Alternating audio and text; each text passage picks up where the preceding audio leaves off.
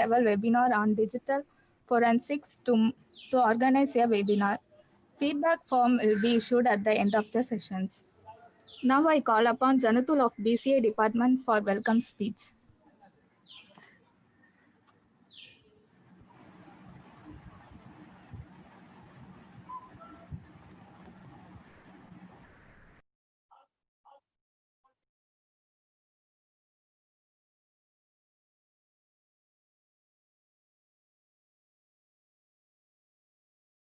Janatul, you can start, Ra. Janatul. Good evening to one and all present over here. I'm Janatul Firdaus of BCA department, here to give the welcome speech. I would like to welcome our respected chairman, Mr. S. Kunjidabadam sir, our managing director, Mr. S. Thirukumaran sir, our beloved principal, Dr. Mrs. N. Bhuma, and vice principal, Mr. S. Ramaswamy sir. I welcome all the faculty members, staffs, and friends to show their support and presence. I'm extremely glad to have this program being conducted through a smart option that leads to bring up a connection among us, leading to the success of the program for the purpose it was brought up. Today, we have an inspiring personality, Mr.E.R.Ramesh, possessing 25 years of experience in IT environment, expertise in IT governance, digital forensics, risk management, information security, IT service management, quality management, and project management. Specialized in handling large-scale complex data center projects, especially in information security and digital forensics related projects in migrations and transitions across the globe. Good extent of understanding and working knowledge in global standards and frameworks like ISO 38500, ISO 27001, BS 25999, Prince 2, etc. Academic credentials: BSc Physics, MCA, M.Sc Cyber Forensics and Information Security, MBA, Operations Management from University of Madras, currently employed in US Technology International Private Limited, Chennai as ESA Project Manager for Information Security and Data Center Operations under IT. Teaching experience in academic.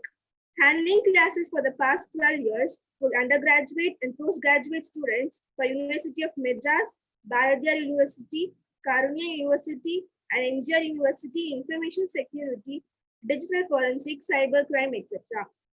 Conducting various training sessions at Tamil Nadu Police Academy, Chennai for police officers, assistant public prosecutors, and conducting various in-service training programs at Tamil Nadu State Judicial Academy, Madurai for Tamil Nadu police officers, assistant public prosecutors, and judicial.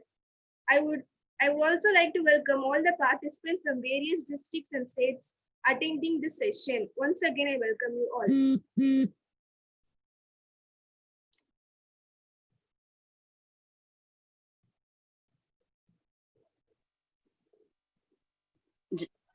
Merci. Merci, you can hand over the session to the technical person, ma. Janatul, you can say, ma. The session can be handed over to the technical person. Okay, ma'am. Now I would like to call Mr. E.R.Ramesh to take over the session.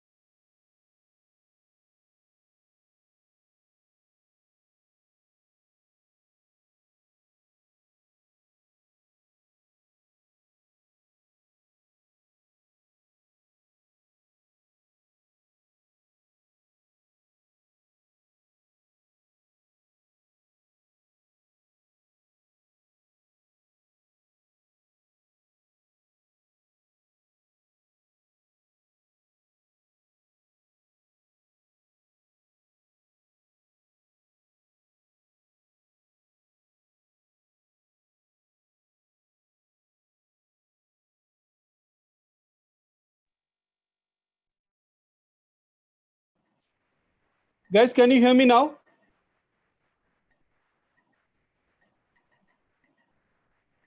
Yes, sir. Okay. Okay, great. So I just missed a couple of minutes back, whatever has been presented here. So any volunteers can give a.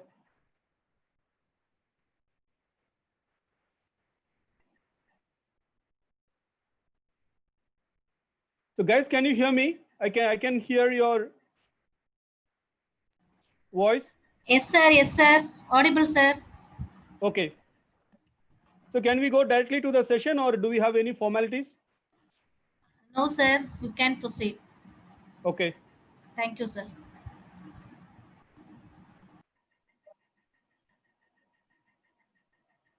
So guys, good evening all. Today's session, we are going to discuss about the overview of digital forensics.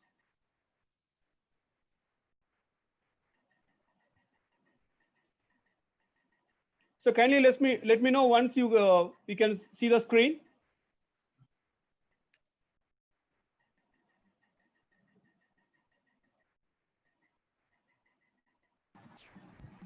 Sir, only your video is presenting, sir. No Okay. screen, sir. Okay, let me do one thing. Let me do it again. Yes. Yeah. Not yet, sir. Yes, sir. It's visible, sir.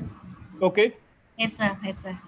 So first, before the session, let me thank Mahalashmi family here, the founder, trustee members,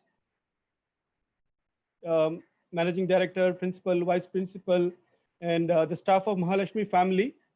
So this session is about overview of digital forensics. So the different types of information what we're going to discuss today is about cybercrime definition, a clear definition of cybercrime, and we'll discuss about the differences between the cybercrime and conventional crime, and the CSI, computer crime scene investigation, and digital forensics. So first, let us understand, what do we mean by a cybercrime? Any crime where a computer and network is involved in two conditions: the computer and the network may be used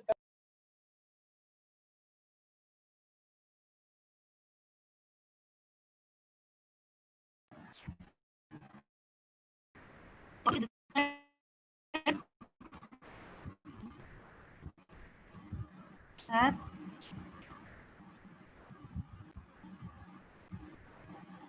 Here it shows your audio is disconnected. Yeah. Now it's connected, sir. Okay. Okay. Thank you. So when we say cybercrime, it's about referring two conditions. Either a computer and network may involved as a tool to commit a crime, or it may be the target. So there are many examples, like we can say hacking. So when we say hacking, it is nothing but an unauthorized access to a computer, unauthorized access to a network in the mention of, in the intention of stealing somebody's information, tampering it. Second crime we can talk about is identity theft. So without someone's knowledge, some sensitive information it has been stolen in the online medium, sending spam mails, computer virus, denial of service, cyberbullying, and phishing. These are some of these cyber crimes we can think about it. And we just discussed about it can be a tool to commit a crime, or it may be the target. So we'll see where some of the cyber crimes where it has been used as a tool. We can discuss about the cyber stalking, continuously harassing an individual in an online medium, threatening them, embarrassing them, floating some fake information. Cyberbullying, if it is happening for any kind of teenagers, then we can think about ID theft, any kind of cyber frauds, information warfare, phishing scams. So these are the different types of cyber crimes where a computer and a network is used as a tool to commit a crime. The other variant, we said it may be a target. What could be the target of cyber criminals? Customer database. It may be a bank database, it may be insurance database, it may be any kind of transaction or corporate data. So where hacking helps the criminals to penetrate into a server and to steal this data.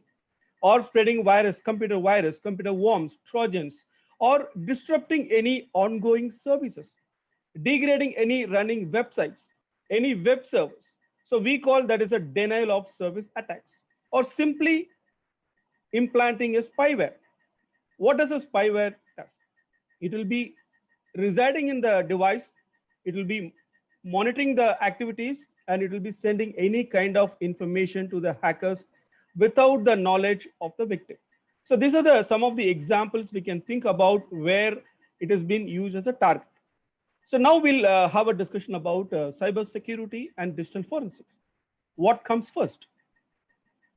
Most of the systems that is inbuilt with a computer security. So we call it as an information security. It may be an application, it may be a website, it may be a new applications that is being developed for smartphones. Basically, you will be having a lot of security configurations. It is up to the user to configure how to configure it properly and how to use it. Whenever there is any kind of security breaches, any cyber crimes, there comes your digital forensics. So there is a relationship between your security and forensics. So since we are touching about cyber security, so we'll just know what do we mean by information security.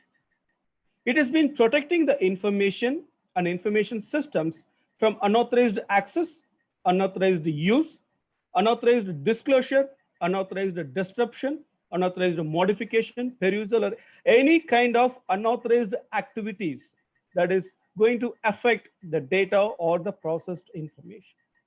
Three elements which will be revolving around any kind of information security. It's about the confidentiality, integrity, and availability. Without these three elements, no one can build any security system in a cyber media. So when you say confidentiality, how confident is the data? How confident is the information, whether it has been at a processing stage or it has been as storage or in transit? And integrity, when I say integrity is intact, we have very good security in the system. It means that the data cannot be modified undetectably. Any unauthorized changes in the data, we can easily find out by doing the investigation. Third one is availability. Whenever the information that is needed on a business reason for any kind of processing, viewing, or altering, it should be available to the business users. So without confidentiality, integrity, and availability, you can never ever build any kind of cyber security. So we just discussed about the cybercrime, cyber security, and we are now going to digital forensics. What is the relationship? Whenever there is any cyber security breach, it results in a cyber crime. From the law enforcement agency side, they call this as a cyber crime. From the corporate side, we term this as an information security breach. Both are same. Whenever there is any cyber crime occurs, in turn, it results in a digital forensics. We need to know what went wrong, who did what, and what are the things that has been deleted or tampered or changed. By using the unique digital forensics techniques, we will be resolving the cases. So now we'll have a discussion about a conventional property and a digital property to get more insight about cybercrime cases. Think about a property. It may be a two-wheeler. It is a tangible property where you have the physical dimension, you have a mass, you have a dimension, you have a properties. It may have a unique colors, and it can be identified by its a serial number, make, model, whatever it may be. Imagine that any two-wheeler has been lost. It may be a two-wheeler stolen case, and you go to the nearest law enforcement agencies, to the nearest police station to give a complaint, saying that my two-wheeler is lost since today morning. So there may be a lot of questions. So what is the last time you seen your vehicle? So you may give information like yesterday night, 10:30 or 11. So when I was at my balcony and I was on a phone call, so I just spotted my vehicle. So when did you identify it? It has been not available. So you may give information like today morning by around say 6:30 in the morning, when I was just going outside, I couldn't find the parked vehicle. So here the vehicle is completely displaced. it is no more available in the place where it is being parked by the owner. The police can understand, and they'll be asking you some more information. So do we have the right registration certificate details and ownership, invoice and insurance copies, something to proceed on. On the other hand, think about a digital property. So we're going to say, someone stolen my data. You go to the same police station and give a complaint that this is a data stolen case. There will be questions. What type of data has been stolen? You open your laptop, you say, open a particular folder, show a file saying this particular presentation has been stolen by a hacker. Clearly understand, it is going to be a conventional property, a displacement of the property. The property is no more available in the place where you left. In terms of digital property, the data is still available in your laptop. On top of, you're claiming that someone stolen your data. So you need to prove that someone hacked into your laptop, accessed the particular file, copied it, and took it over. So there is a lot of difference in understanding the conventional property and digital property. Even the data has been stolen, it is still available in the same form in your system. So the digital forensics will help the investigators to know what went wrong and who did what, and there will be a lot of questions: how, when, where. All these questions can be answered when we go for an in-depth digital forensics analysis. So it is completely different. Your digital forensics investigation is completely different from the normal crime scene investigation. So you need to know which tools can be used, how it has to be used, and where to look for the evidence, right? And how it has to be acquired, how it has to be preserved, how it has to be analyzed, and how it can be presented to the court of law. It is entirely different from the conventional crime scene. Right from the search and seizure, it is entirely different. So how do you go for a search and seizure after getting a search warrant? Because the nature of digital evidence is very, very fragile in nature. Even a small mistake can completely erase, or it can tamper, or it can put the digital evidence in a different form. It can be very easily tampered, and it is easily stealthily also. Utmost more precautions to be required all of the places: search, collection, preservation, and transportation is very, very important. After acquiring the particular asset, it has to be sent to the forensic lab before imaging. So transportation plays a major role. How it has to be transported, whether it has been properly packed with the anti-static bags, where you can assure that the data cannot be corrupted in the way it has been transported from the scene of crime to the forensic science lab. And finally, presentation at the court of law. So entirely different process, different procedures will be followed by the forensics experts. Digital forensics. It's nothing but a branch of forensic science encompassing the recovery and investigation. I'm just again going through the word recovery and investigation.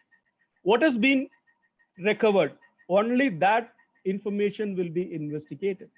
There is no data processing. So people may think that there is a processing happening on the data. No. Digital forensics, it does only two things. It will collect, it will analyze.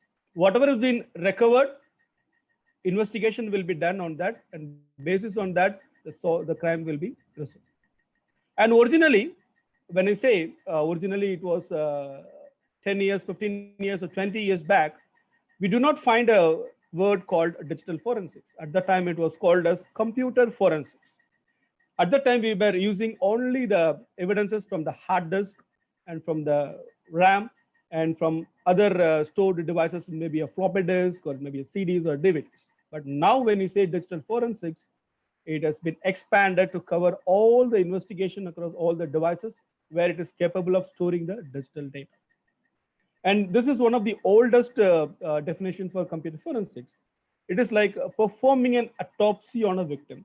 Perfectly, you will be dismantling into pieces, and you'll be trying to identify where the data may available, and that will be imaged properly, and you'll be taking the data, you'll be analyzing it, and you will be reconstructing the scene of crime, what went wrong, how it can be connected to the particular crime. And again, when I say computer forensics, it is a kind of application of various techniques, various methods, and forensic tools on the gathered or the presented evidence, and that will be suitable at the presentation of the court of law. So typically, you can say how securely we can identify, how securely we can collect the data, how to examine it, how to suspect it, and how to correlate with the particular cybercrime without tampering the evidence, and how it has been applied with the laws to the computer practice. This is about the computer forensics. There is a famous lookout principle, like no criminal can leave the place without taking in evidence or leaving in evidence. This is very much true for any physical crime scene. There will be an evidence transfer in the physical dimensions that will help the investigators establish the connections between the victims, offenders, and the crimes. This is very much true even for the digital crime scene also. All the digital crime scenes, when you use the appropriate tools, you will be able to retrieve the digital evidence and you can close the case. And when I say digital forensics investigation, there are only two phases: data collection and a forensic analysis on the collected data. Only two things. There is no data processing. No data can be tampered, no data can be manipulated in any of the digital forensics investigation. So what happens in the data collection phase? The investigator will try to collect all the relevant information that is very much needed or critically needed to resolve any kind of incident in a manner that responds what strategy they follow.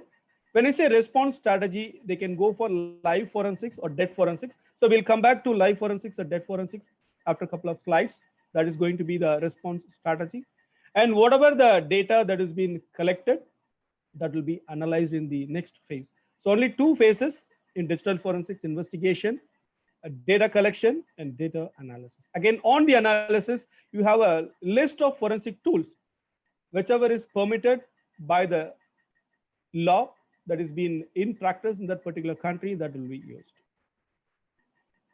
In a high level, I can say the forensic investigation methodology, there will be initial assessment about the particular case. Every case is unique in nature.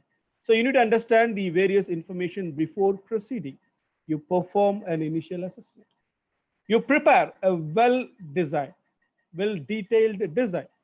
Based on your design, you will understand what are the various resources you required in course of investigation throughout the cybercrime case, and you will be determining what resources are required for it, what tools you require, what methodology you're going to follow, what strategy you're going to follow, and as long as you will be finding what are the risks involved in that. If this particular process is used, what kind of risks are there? And finally, you will be investigating the data that is recovered. You complete the case report, and finally, that will be taken to the court of law for further proceedings. So this is a high level digital forensic investigation methodology.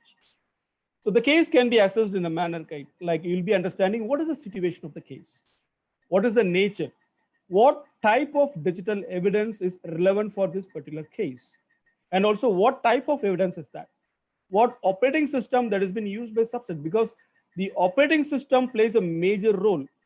A forensic tool may work fine for Windows environment. It may not work for a Linux, or it may not work for a Mac systems.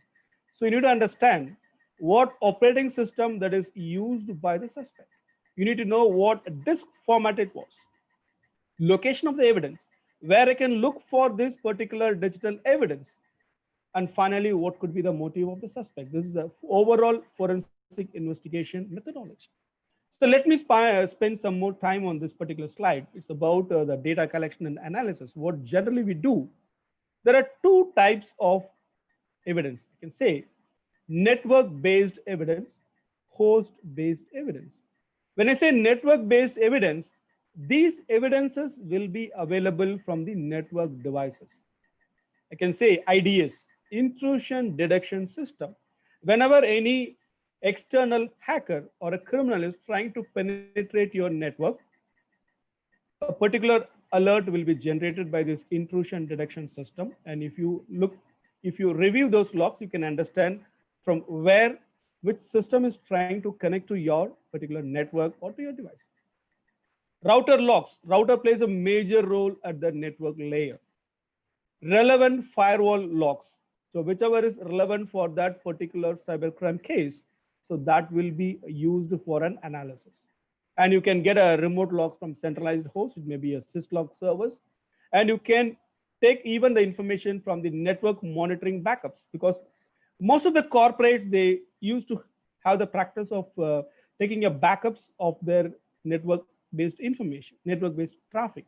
Any kind of suspicious traffic that can be worth to look as a network-based evidence. Because in a conventional crime, you may recover a weapon in one full piece. But in cybercrime, you need to collect the evidences, the digital evidence part by part, in almost many devices, and you need to try to identify, correlate, and you have to reconstruct the scene of crime, right?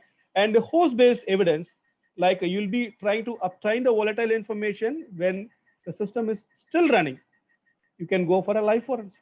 You need to know what is the system date in that particular system which has been compromised. You need to obtain what are the relevant files, obtain the backups. You will be getting all the possible evidences from the host level. So there are two types of evidences. One is the network-based evidence. The other one is host-based evidence. What we did so far, we just collected the data from the possible network devices and the compromised host. We move to the analysis phase. First, we review the volatile data. Because of the nature of volatile data, it may be lost if there is any change in the power status of that particular device. So we review the volatile data. We review the existing network connections. What are the devices that is connected to this suspected device? What kind of connection is that? Whether that rogue system, whether that hacker is still available in that particular status. You'll be identifying, you'll be analyzing the relevant timestamps, reviewing the log files. Again, log files, you may end up with 10,000, 20,000, even 50,000 log files from a particular event, from a particular device. It is up to the investigator what is the nature of the crime and what logs can be analyzed based using the log analysis, log filters. You will filter it and you will go through it. It is not possible to review each and every log files, but any suspicious log files that is very much relevant for that particular case, that will be reviewed. Then any kind of unauthorized user accounts that is available on the domain, and you will look for any unusual files and unusual hidden files. Because most of the criminals, what they do, they commit a crime, they either hide that particular file, or they rename a file, or they delete a file. So that is where the investigators will be very much interested. What are the hidden files in that particular device? What is the last accessed files? What is the recently deleted files? Most of the cases, cybercrime cases can be resolved if an investigator can get hold on these. And also about the registry values. Review the complete registry of the system. It can give you the configuration of the systems. Also, it can give the information about the users. And also they will perform any kind of keyword searches. When I say keyword searches, it is about any keyword that is relevant for that particular cybercrime. So this is the high level digital forensic investigation methodology. It involves reviewing the relevant data. As we discussed, it may be a log files. It may be a system configuration files. Someone changed the configuration, opening a logical port, running a services which is not supposed to run, or changing the trust relationships between one device to the other devices, or getting access to the web browser history files, any recently installed files, any kind of email attachments, right? So these are the various places where a digital forensic investigator will be interested to review. And these are some of the other tools. I can say you can identify when the particular file has been modified. You can take the date and timestamp. What really the investigators do, they even perform a low-level task. When I say low-level task, sometimes they will be recovering the deleted files, the recently deleted files from the system, to determine if the deleted files is anywhere related to the committed cybercrime. And there are one more place, slack space. Slack space is the area where most of the criminals may not know that the deleted file information also can be retrieved by the forensic experts. And also they will look for any kind of fragmented files, or files. So let me spend some time on the slack space. So we'll understand what do we mean by a slack space. Where if a disk is unused, right? When I say unused, no files have been stored in that particular stuff. It will be marked as unallocated space, so that any new file you create, a new file can occupy that particular cluster. Open a file, save it in the file name A. Imagine it is storing in 8 clusters. One sector you'll be having 512 bytes. So assume that it is stored in 8 sectors. You commit a crime by using the file A. You delete a file. You completely delete the file A. And unfortunately, you create another file which occupies the same 8 cluster. This is a very, very rare scenario, because in a random way it will be generated, it will be stored. It may not be stored on the same clusters. For example, if it is again getting stored on the same 8 cluster, but unfortunately the size of the file B is less than the file A. Even if you use a forensic tool at this time, the data that belongs to the file A, which you believe it was completely deleted, there are many possibilities even to retrieve those information. It's a bits and bytes. This space is called slack space. Most of the cyber crimes, you'll be getting a pieces of data from the slack space. And this is a kind of a forensic investigation methodology continuation. You'll be performing a digital forensic duplication. No analysis is permitted on the original evidence. The moment you identify the suspected device or the data, that has to be forensically duplicated before making any analysis. Meaning, no forensic analysis is permitted on the original PDF. It can be multiple copies. You can create multiple working copies. You can create a file list. You will try to the deleted data, recover unallocated spaces. You perform a kind of statistical data analysis. And also you will check for any kind of specific file signature analysis, right? Any malware is still available in that particular, or any logical bombs is still available, any kind of other malicious programs is available, right? Then you'll understand the system files, extract any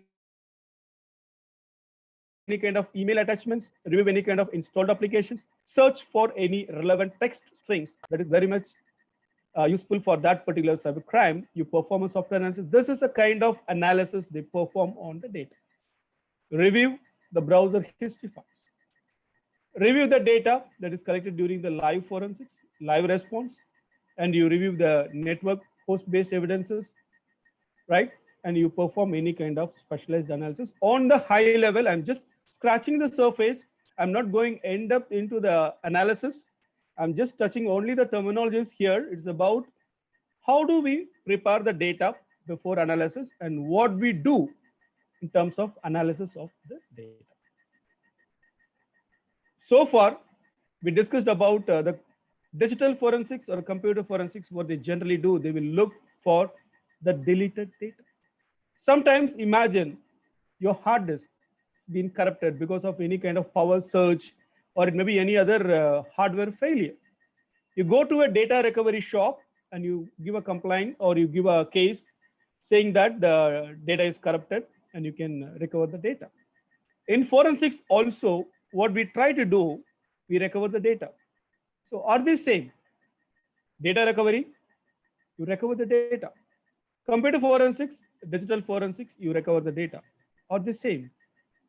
No, it is not. Because in data recovery cases, you know what data you're looking for. It may be accidentally deleted data. You're trying to recover. It may be a lost data during a power surge, or it may be a crash. You know what data you're looking for. You have complete knowledge where it has been stored, even the format, even the size of that particular data. And this process is data recovery. On the other hand, computer forensics, we look for digital evidence, we look for hidden data, recovering the latest or the recent deleted data. We are not sure whether this data is relevant for the reported cybercrime. So without knowing, you will be going a exercise of a drill down the complete storage media. You use a lot of techniques, a lot of tools, and finally you recover that particular digital evidence, whichever is relating to the cyber crimes. So this is the difference between the data recovery process and computer forensics. In very extreme cases, digital forensic investigators, they'll be using the help of electron microscopes and any other very highly sophisticated equipment to retrieve the information from partially damaged or reformatted hard disks. And what is the process of computer forensics? It is about major 4 components: identifying, preserving, analyzing, and presenting. So these are the 4 major process in terms of computer forensics. We'll discuss what is what in detail. Identifying. This is the process of identifying a particular media where a particular digital evidence may be available, where it is stored, how it is being stored, and which operating system is being used, right? Based on that, you will be developing a recovery methodologies. What tools can be used? So identification is one of the key process for any kind of digital forensics investigator. Where to find the digital evidence? So this is another question. Where do I find a digital evidence for a cyber crime? There are a list of places where you can look for digital evidence. A desktop computer cabinet. Sometimes it may be a evidence because it may be a counterfeit, right? Or it may be a theft. Display monitor, any kind of graphical files that is being displayed on a monitor, right? Smart cards, dongles, biometric scanners, right? To understand the movement of a particular human being in that particular premises. Answering machines, you can get the voice messages, digital cameras, any kind of handheld devices, hard disk drives. So this is one of the primary suspect or any kind of cyber crimes where they believe that most of the information they'll be getting from the hard disk drives. Local area network card or NIC card, where they need to prove based on the MAC address, they'll be understand the particular system in that local area network. Modems, routers, servers, network cables, connectors, pages. So these are the various what I call devices where you can find the digital evidences: printers, removable storage medias. It may be a thumb drive, right? Copiers, digital watches, and finally you can see a keyboard and mouse. There may be a question asking like, this is not a storage device, right? Your keyboard and mouse do not have any facility to store any data. How this can help a digital forensic investigator? These devices can be examined for fingerprints because sometimes same username and password may be used for 1 or more individuals.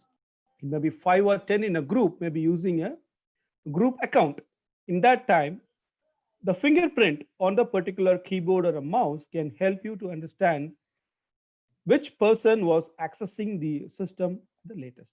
So they can drill down accordingly. And even CCTV cameras to understand, it may be a circumstantial evidences, which user was using that particular system at that particular time frame. So even the keyboard and mouse can play a major role. Even the CCTV cameras can tell you who was accessing that particular system at that particular suspected time.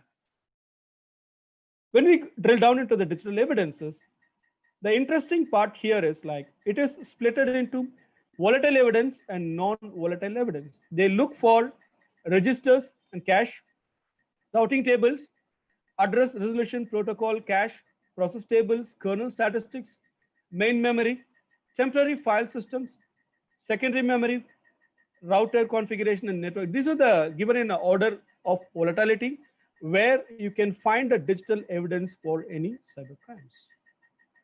Now, you just completed the identification process. We are stepping down to preserving. How do we preserve? And what is the importance of preserving the integrity of the data? Even if the collected digital evidence is relevant for the case, but if the integrity is lost, it will not be accepted in the court of law. It will be completely said it is void. To avoid that, it is the investigator's duty to preserve the integrity of the data. So how do we preserve the integrity? So there is a concept called hashing. It comes under cryptography. So it is a one-way mathematical conversion of a plain text into a hashed value. With the hash value, you cannot, it's an irreversible process. At any point of time, you cannot reverse the hashed text to a plain text. So this is the concept of integrity. By using this hashing algorithm, we can prove that the acquired data or the digital evidence is not changed over the period of time till it has been produced to the court of law. Now, the interesting part in forensic image. Am I going for a live forensics or am I going for a dead forensics? When I say dead forensics, it's nothing but post-mortem analysis. Or am I going to perform a live system analysis? The system is running, the server is up and running, or your laptop is still running, and there is a cybercrime reported on that particular device. It is still in a running status. On top of that, you are going to perform a forensic image. This is the difference between live forensics and dead. Are you going to ship the entire device, or you're going to take out only the disk and only the disk will be shifted to the forensic science lab? This is the strategy. What strategy you're going to follow? Again, you have a choice. For acquisition of the data, am I going for a hardware product or am I going for a software? The model that is given here as a hardware forensic duplicator TD2U. This is the same model that has been used in Chennai cybercrime CBCID team. They are using the same forensic duplicator for imaging any suspected hard disk drives, any suspected pen drives that will be forensically imaged by using this particular device, a forensic duplicating device. It comes with both IDE connectors and a SATA connector to have an input. As an output, you can simultaneously you can take two copies, multiple copies, two copies can be used. You can find out SATA 1 and SATA 2 DC out. It comes with a read and write on the output slot. On the input slot, write block mode, meaning no new data is possible to be written on the suspected hard disk or the suspected USB drive. It performs a bit stream imaging. Whatever data you have, zeros and ones, so that will be exactly forensically imaged on the forensic media. Disk cloning is also possible if the suspected hard disk drive and the forensic drive has the same physical properties, physical geometrical properties. For example, both belongs to Samsung and both belongs to 500 GB hard disk, you can go for disk cloning. If the physical geometricals do not match, you cannot go for disk cloning, you can go for imaging. So disk cloning will be the first option for any forensic investigator. If both the suspected drive and the forensic drive physical properties match, they go for disk cloning, otherwise they go for imaging. By default, it will be in a write block mode on the suspected drive. So no new data is possible to be written on the suspected drives. Multiple forensic copies, you can make two copies in this particular model. Tableau TD2U. Hashing, this is used to preserve the integrity. We just discussed about the data integrity. So how that is going to be preserved here. MD5, message digest 5, and SHA-1, secure hashing algorithm 1, that is used to hash the particular digital evidence. And finally, forensic wiping. If required, you need to wipe the forensic media before performing the forensic imaging. That is option is also available here. So now we are going to discuss about the write blockers. It is not wise to use the hardware forensic duplicator directly to a hardware device, suspected device. It has to be connected with a write blocker. This is the hardware write blocker. It will help to pass only the read commands and it will block all the write commands. So by using this, you can very well understand that no data is possible to be written back on the suspected drives. This is the image of write blockers. And we'll see how this get connected to the suspected hard disk drive or suspected USB drive. This is how it has been connected. How a hard disk is connected to a write blocker and how it has been connected to the forensic workstation for imaging process. No suspected device can be directly connected. If directly connected, then the court of law may not accept that particular digital evidence. It will be termed as completely void. Again, preserving. We discussed about identification, we discussed about the integrity, and we are just discussing about how do we preserve the nature of the digital evidence without being manipulating it. Also, we need to make sure that the chain of custody is not broken. From the time it has been acquired or it has been used in the search and seizure process till it has been at the court of law, we need to maintain the chain of custody document. And for any kind of analysis, what they generally do, they copy it in a CD-ROM for any kind of reproducible methodology. And it will be packed in the exact corrugated boxes, or it may be in anti-static bags. The next process is called analyzing. This is the process of simply reviewing and examining the data, but it takes a lot of time. So you need to understand the different formats, different types of information, how the data can be interpreted, how it can be relevant for that particular case. And if a particular data is of very much of interested in that particular crime, what they do, they generally make a forensic duplicate on a CD-ROM. So it can be viewed without risk of accidental changes, because you cannot even edit. Even if you think to edit, you cannot edit because it is being copied on a CD-ROM. So read-only memory device, you can write only once, the CD-R, right? So that you can maintain the complete integrity at the time of examining, at the time of analyzing the evidence. What are the different analysis they can perform? They can perform a string searching or a keyword, which is very, very relevant for a particular case. For example, you think about any kind of threatening emails. A threatening email is being sent for a particular individual. Maybe an individual may be called by their names, or they may be specified any particular bank where they need to transfer some amount, or they can give some other information which is being used for threatening. So all these informations may be the name of a person. So that can be used as a keyword to search for in a particular document, because your hard disk may have thousands of documents. So how do you know which document is relevant for that particular cyber crime? So you'll be using a lot of analysis methods. If you look for any typical keyword searching, you will understand the documents where it has been stored and you will analyze it properly. Then comes the volatile evidence analysis. It is the ability that gives to the forensic digital investigators to see what is the state of a particular system. What is the connections that is still available with the devices? What are the process that is running? What are the protocols that has been running? What are the opening ports? What logical ports are open? What are services are running? And which user triggered this particular process? So all these things will come under the volatile evidence analysis. Timeline analysis. This is one of the analysis where the interested date and time, for example, the particular crime occurred on Sunday evening between 4 p.m. to 6 p.m.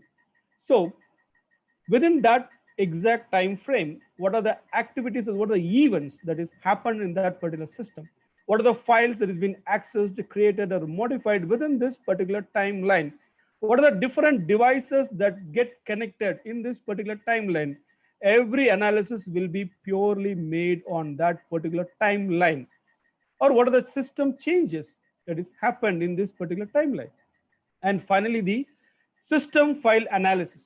It will reveal any kind of unauthorized access that is made to the system binaries. So these are the various types of analysis that has been given on a high level from a digital forensic standpoint. Presenting, finally, this is the process of presenting the original evidence in a legal accepted manner, right? So you cannot give a technical document to the jury. It has to be transformed in a non-technical way, also convincing a particular crime, how it has been occurring, right?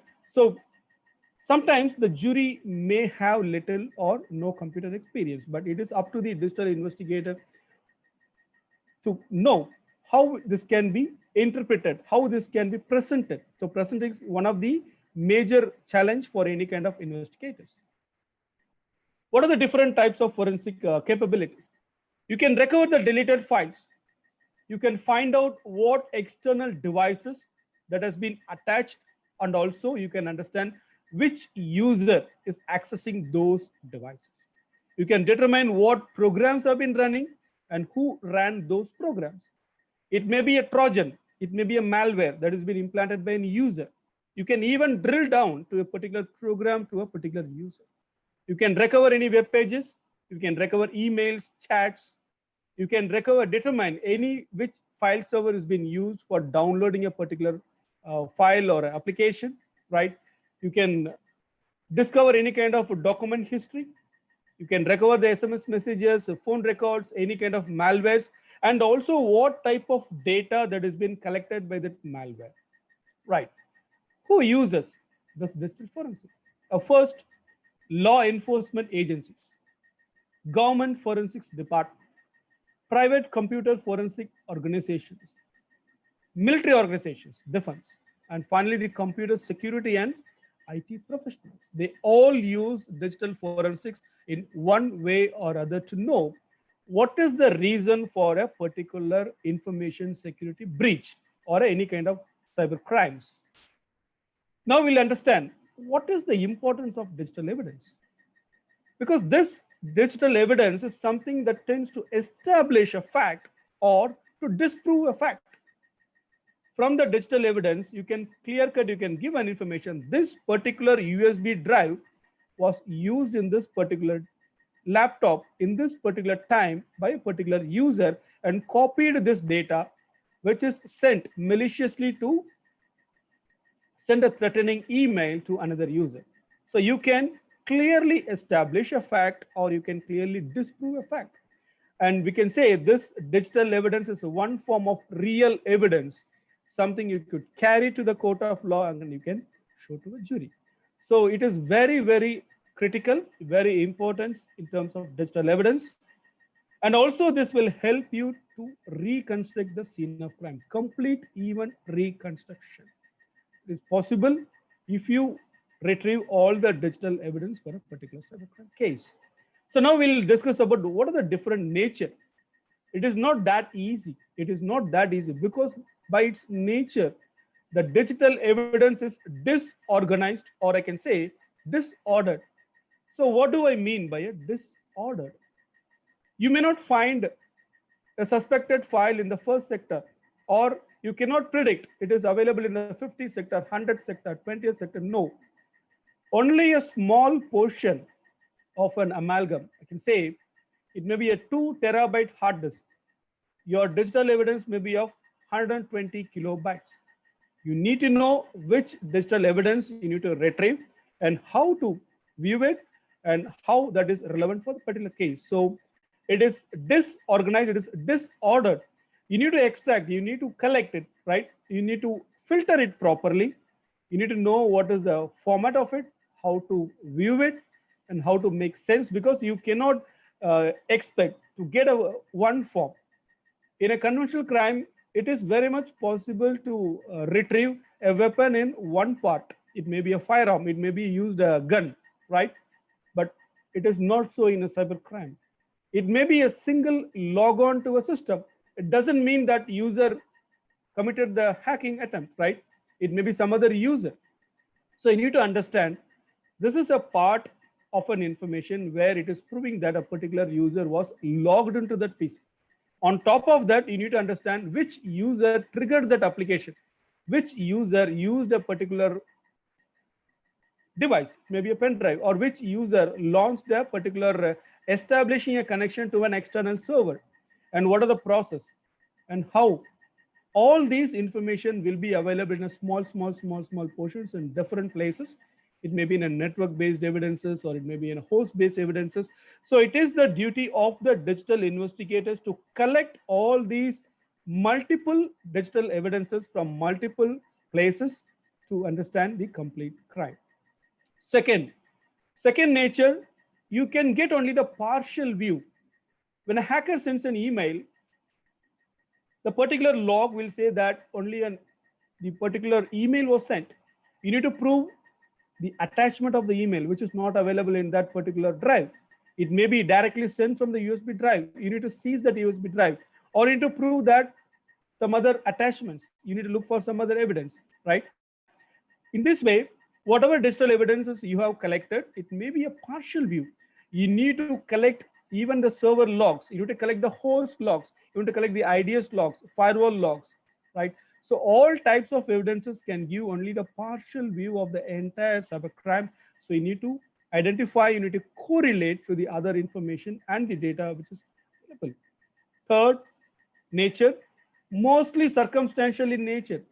What happens if a particular user account is being used by more than one or two people? There may be a suspect, right? So you need to understand what is the date and timestamps, and also which user was logged at the time. You need to understand. So this will be of circumstantial in nature, and finally it can be easily manipulated. And there is a high level chances of getting even destroyed at the time of even acquisition also. Sometimes if the forensic tool that has been used by the investigator, it is not properly configured, right? Or it may be one or two processes may be bypassed. What happens into that particular time? There is a chance even this particular data can be easily manipulated or destroyed. Volatile evidence. These evidences do not exist in the system for a long if there is any change in the powering status, because certain digital evidences resides in storage that requires a consistent power supply. Even a small, or even a, what do you call it, maybe a power surge, or it may be a power outage for a certain milliseconds or even a microseconds, it can even tamper, or even the digital evidences may be completely lost. So these are the various nature of the digital evidences. And also we do have the other activities, like on top of acquisition of the digital evidences, they'll be doing the other activities, like they will be completely documenting the entire scene of digital crime. How they do? They verify, correctly document each and every technical information from the scene of crime. What cables have been connected to the particular suspected device? Before removing the cable, even they'll be making a notes, and also the other communication equipment at the scene of offense, right? So this is called, they'll be performing the other activities. They'll be noting down each and every information that is available at the scene of crime, and they'll be making the note of what is the make number, what is the serial number, because this has to be noted down in the panchnama. This is one of the legal document. If a forensic investigator is going for a search and seizure process, so they need to make sure what device is seized and what is the identification marks, what is the make, what is the serial number. And also this information will be recorded in the chain of custody template, and also in the DEC forms, digital evidence collection forms. Photograph. Device, the suspected device, even before start of investigation, any kind of digital evidences, a photograph Even videograph is also possible. You'll be getting at least in a 3 ranges. You'll be taking a wider angle, you'll be taking a mid-range, and you'll be going to the closer angle to the particular suspected device before starting your investigation. So there are many other activities that is revolving around the digital forensics. And also, imagine there is a scenario like you are going for a search and seizure process, and the smartphone is running out of battery. It is only 7% of battery, and your forensic lab is about travel distance of more than 1 hour. So you're not sure whether the device can hold the power till you reach the particular lab. So this was the earlier challenge, and we'll be getting a lot of advice and how to use it in a particular way so that you can consume a less power. So now most of the digital forensic investigators, they'll be carrying a kit where they'll be having the proper charger cables for each and every digital devices, where if the particular device, a laptop or a smartphone, if it is running out of power, how they can power these devices, how it can be kept. Even this has to be put it in a Faraday's bag so that no other waves can penetrate into these devices. But nowadays, we are not advised to use any kind of chargers or any kind of cables. Simply only one guidelines. Remove the battery if possible. Just ship only the device to the forensic science lab, because there is a possible of having logical bombs. If you seize a smartphone, you put it in a Faraday's bag, what happens? Absolutely, there will be no communication to the other devices, because in Faraday's bag, no waves can penetrate.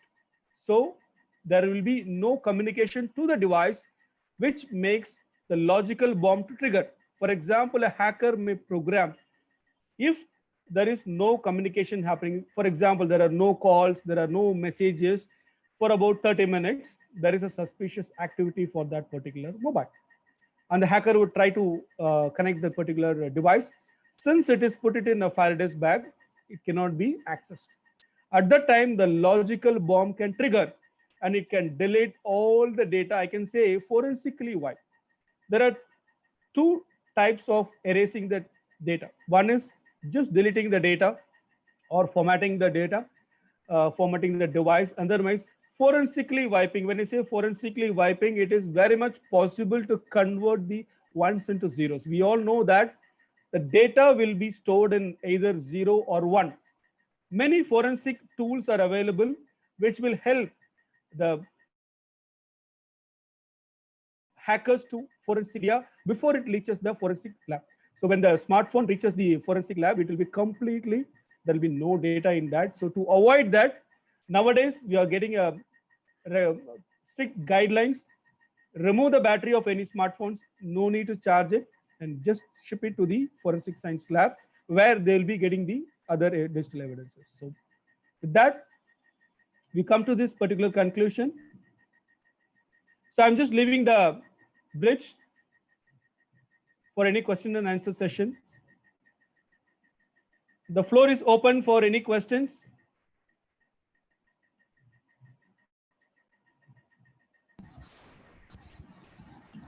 Excuse me, sir.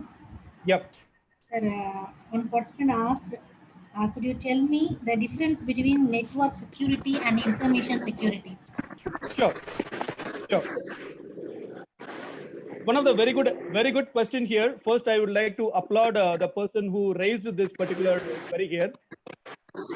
When I say network security, how good you are configuring the network devices, how good you are configuring the protocols that is used in that particular network. For example, you may use a firewall, right? So how well you write the firewall, how well you write the firewall rules, either to block a particular traffic or to allow a particular traffic. There comes your network security, that is purely based on the configuration of the network devices, protocols that is being used on that particular network. I'm coming to information security. Information security is about the data that is stored on the device. what controls we have in place to secure the data. It is when it is maybe in rest, it is stored in your hard disk drive, or when it is being processed by an application, or when it is being transmitted from one device to the another device. There comes your information security. So network security, how do we configure the network devices? How do we configure the protocols? How do we secure the network? Information security on the data and on the information system. This is the difference. Sir, another question. Yes, Lucy? Which place to use digital forensics? Which Place to use digital forensics. place to use digital forensics? Am I right? Which place? Do you use? Yeah. Digital forensics is used everywhere. Wherever you have a device, I can say you can use a smartphone. For example, you might have deleted a particular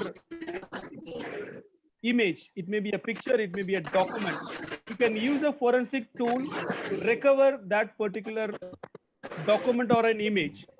Digital forensics is used in law enforcement agencies for investigating any cyber crime related cases. It is used in most of the corporates. They have the digital forensics team to investigate the insider attacks as well as the external attacks. So digital forensics is one of the places that is established globally where you can apply your techniques, tools, and methodologies. It is not restricted to one domain. Any other questions?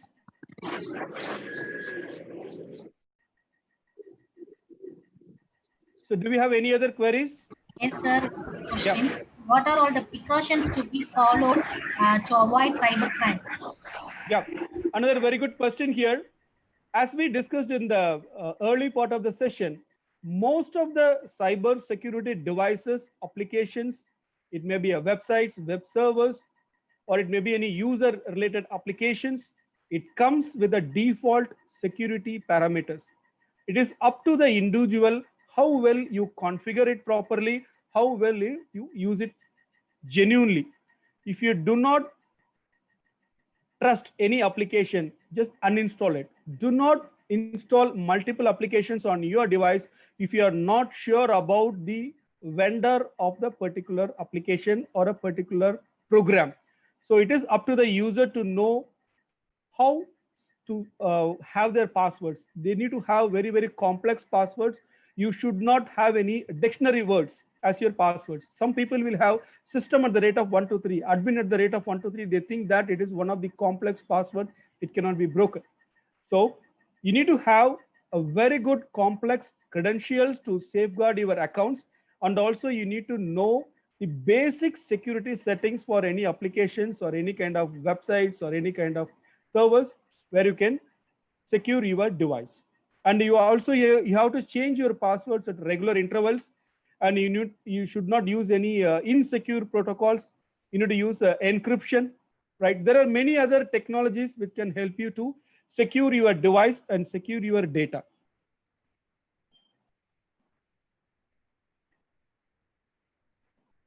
Any more questions? Yes, sir. One more question. Can you suggest the online sites to learn forensic science and cyber security with certification, which is helpful for career development? Yeah, sure. So this digital forensics is, I can say, emerging not only in India, across the globe. And in India, this cyber forensics, the first post-graduation course is introduced in University of Madras in the year 2005, and I belong to that batch. In the year 2005, I joined MSc Cyber Forensics and Information Security, which is one of its kind in India. And I'm very proud to say, and I belong to the first batch. And now you could see many such programs like digital forensics, information security programs. In most of the universities, you have the BTech programs, you have the BSc, you have the MSc programs. And apart from that, there are many kind of cybersecurity programs. It may be an ethical hacking, maybe a forensic investigator analysis programs. There are many more available. So it is up to the users' preference or their affordability. So to start with, they can learn about the operating system, and they can learn about the Kali Linux, which will be helpful for them if they want to proceed in forensics. And we use the Parrot operating system. It comes with the Linux version. So these are the various operating systems we recommend for digital forensics. To start with forensics, you can learn about the ethical hacking course, you can go for the penetration testing, and little bit of networking knowledge will help you to learn more about this. So basically, you need to know the operating system better. And you have a variety of courses. There are many BTech programs, BSc programs, MSc programs. Even in Chennai, you have in many universities, many colleges. So I'm not referring any particular college or university here. It is available in most of the universities and colleges. So being a guest faculty for more than 7 universities, I don't want to specify any particular university here.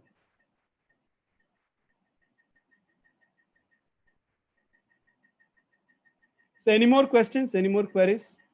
Yes, sir. Now, 1 minute, sir. Niveta, ma'am. Niveta, ma'am.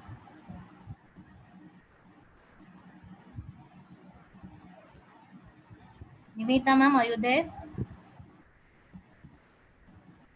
Okay, sir.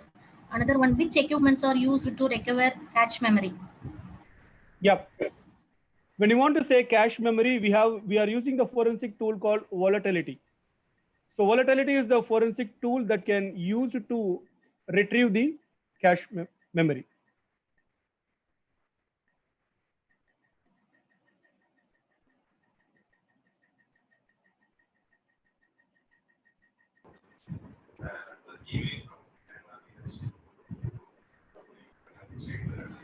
So you got. Yes, sir. Yeah, volatility is the forensic tool we use to get the cache memory. Sir, one more question. Can you explain about the various biometric traits used in cybercrime investigation other than fingerprints? Okay, you want to know about the various biometrics on the victim side, right? Other than fingerprints. Sir. To be very honest, in most of the cyber crimes, so we may not end up with any kind of biometrics kind of a specimen from the scene of crime apart from fingerprints, because the hacker may sit in anywhere in the world and they can target any kind of server, and they can implant any kind of malware. So it is in most of the cases we'll be ending up with the digital evidences rather than the biometric kind of evidences. In certain places, we can even think about the voice biometrics, because certain systems they'll be manipulating the user voice and they'll be penetrating the systems. In that scenario, we can say about the voice biometrics. In certain cases, they use the CCTV cameras where the facial recognition, that is one of the biometrics. The facial recognition biometrics can be used to identify an individual. So these are some of the various biometrics we can think about it. So one more question. Sure. How to overcome crime in banking sector, especially ATM? So can you repeat it again, your question? How to overcome crime in banking sector, especially in ATM? Okay, very good question again. In most of the ATM centers, we have the CCTV camera, and by design, if any skimming device is installed on an ATM machine to steal the data on your plastic card or ATM card, that will be sensed by the system. So now we have the very sophisticated devices. As a user, what you have to do not enter your PIN number in the presence of others. In presence of any strangers, do not give any your PIN numbers. You change your PIN numbers at regular intervals, and if you suspect any kind of a pinhole cameras that is installed in the ATM centers, or if you think that any kind of suspicious articles are available in that particular ATM center, you can bring that to the nearest branch, or you can take it to the bank for any kind of information. And once you suspect something is wrong in that particular ATM center, the moment you come out, you just change the PIN number. Even if your card is compromised, a skimming can be possible where they can clone your card. It may be a debit card or a credit card, it may be an ATM card. Since you have changed your PIN number, the hacker cannot reuse your card since the credentials is changed. So in an ATM center, be cautious, be vigilant, and look for any suspicious object. It may be a skimming device that is attached to the particular ATM machine, or look for any pinhole cameras. Make sure you change your PIN number very often. So these are the various things you can think about it. Never ever write your PIN number on the reverse of your ATM card itself. Many people will write the PIN number at the reverse of their ATM card. If the card is stolen, it goes with the PIN number. So never do that. So some precautionaries to avoid any kind of ATM frauds. Thank you, sir. Any other queries? No, sir. Thank you so much, sir. Sir, one more query. Which antivirus is good for saving our laptop? Okay. So there are many antivirus products available. Good things I can think about is Kaspersky. I can think about Trend Micro. Avadi is good. And a few other products are very good. First goes to the Kaspersky. One of the user-friendly application I could see as anti-malware software. It really works fine.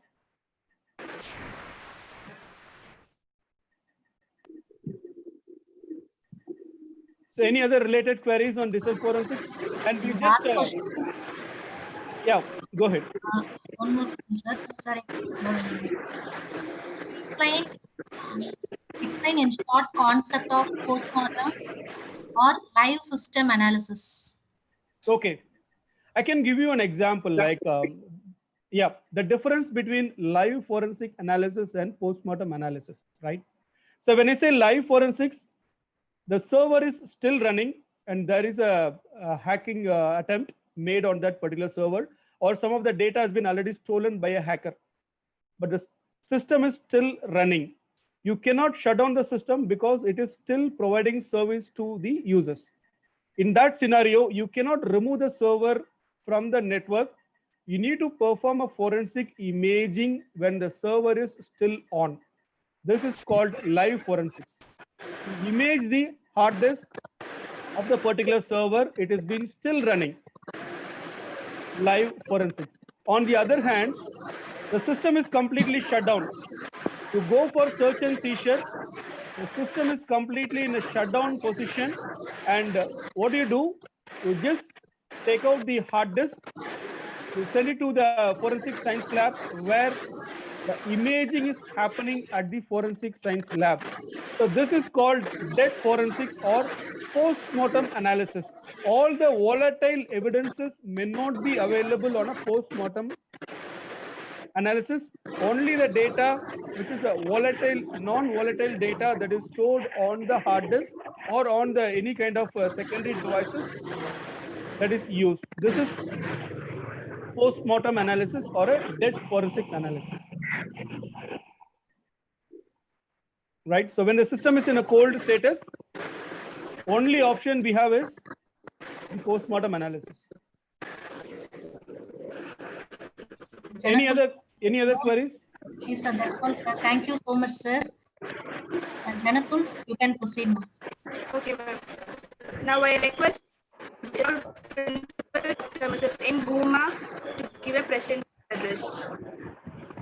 Good evening, one and all present here. I'm extremely sorry that my video could not be played, and due to some reason, some technology, the expert is there, and I have to find out from Mr. Ramesh sir also about it. Sir, thank you so much. It was a wonderful presentation, sir. And I have been following it. I could not join the beginning of the time. And as I was just going to college and coming back, and then I have been watching in the YouTube, following YouTube. Then I thought, okay, I could not resist from talking and congratulating you, sir. It's a wonderfully presented beautifully. I think we have to go for season 2 by Mr. Ramesh. I think so, because people are in queue to just get clarified their doubts, and it is going on and on. And also the presentation, very patient presentation and patient answering questions. Thank you so much for your time, sir. Wonderfully done. And it is a very need of the hour also. The topic is wonderfully framed also. Thank you so much on behalf of the management, staff and faculty members. And also congratulate the Department of Computer Science and BCA for wonderfully organizing with such a great expert. God bless everyone and stay safe and stay healthy. Thank you so much, sir. Thank you, ma'am. Thank you for the opportunity. Thank you, Mahalashmi family. Thank you. Thank you all. Bye.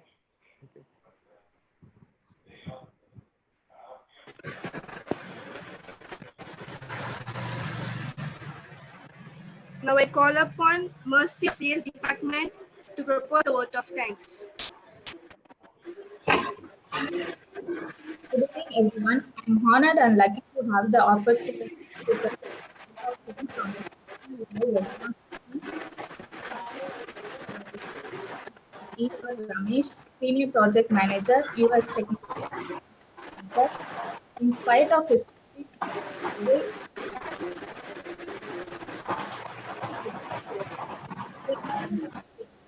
I would like to thank our chairman, Thiru S. Kunjithabadam.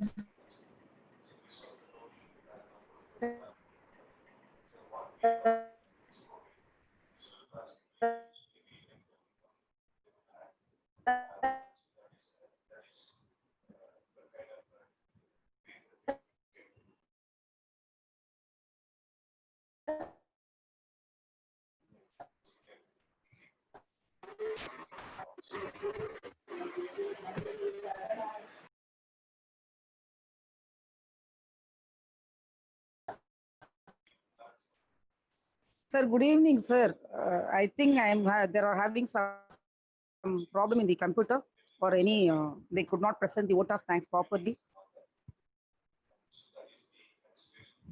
And I myself would again like to, on behalf of everyone, as a principal, I would like to propose vote of thanks to everyone, to our management, our chairman, Mr. S. Kunjithabadam, our managing directors, Mr. S.K. Tirukumaran and S.K. Sindhukumar, sir. I think the person who is proposing the vote of thanks, they have some issues with the audio system. My wholehearted thanks to you, Mr. Ramesh, sir, and also all the participants. The room is full and the Zoom is full and everyone is, so many are waiting. As I told you earlier also, definitely I think we should go for season 2, sir. Season 2 by Ramesh sir again, if time permits and if you are having the time. Sure. Thank you so much on behalf of everyone, sir. Thanks. Thank you, ma'am. Thank you, ma'am. Yes, sir. Thank you. Thank you all. Thank you all. Thank you, ma'am. Thank you, sir.